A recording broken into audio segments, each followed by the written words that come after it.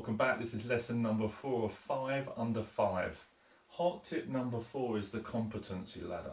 This is a really great tool to help people understand and help you as the coach, the performance leader here, understand where the person is in their reality, understand where they are with their learning.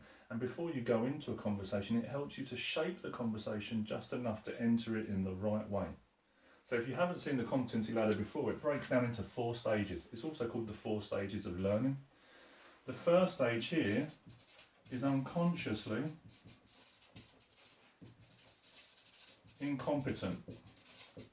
What this means is I don't know what I don't know. So if we use the analogy of driving a car, imagine being a small child again and getting in your parents' car to go to your grandparents' house.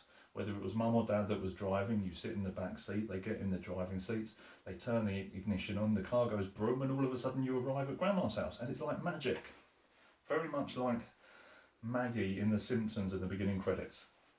But then what happens is, as we start to mature, and we come to the ripe old age of 17, and we're now going to take our first driving lesson, we get in the car,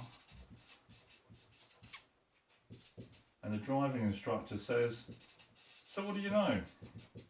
And all of a sudden, you become consciously incompetent.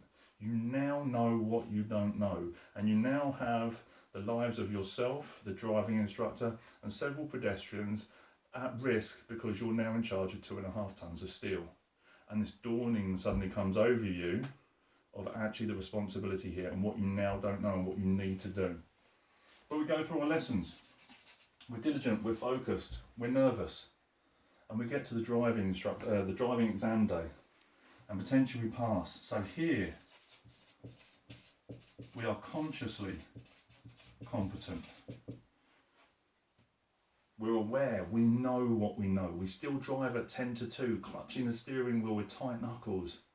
And occasionally we still swerve towards the curb every time we change gear or change the CD or the tape cassette, depending on how old you are when you're watching this. But we know what we know. And then over a course of a few months of doing it over and over again, it starts to become habit. We become unconsciously competent.